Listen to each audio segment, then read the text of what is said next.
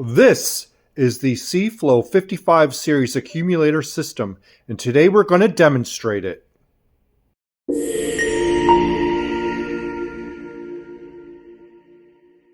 The way this accumulator system works is that the pump builds up pressure inside the accumulator tank that allows a buffer to give you a reserve of water power so that the pump doesn't have to keep coming on and off every time you use the faucet.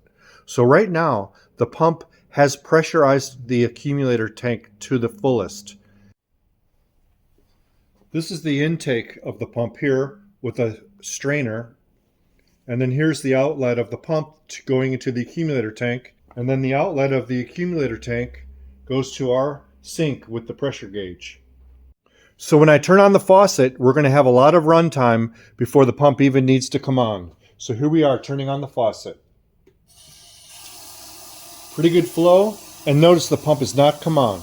You'll notice the pressure inside the accumulator tank is slowly dropping, and it's going to go all the way down to about 20 psi.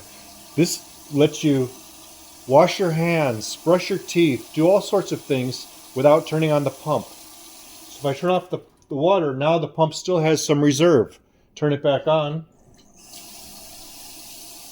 All kinds of reserve before the pump even has to run.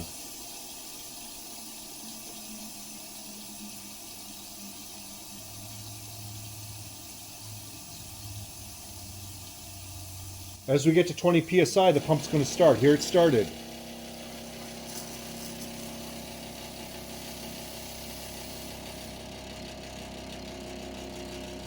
Now the pump's going to fill up.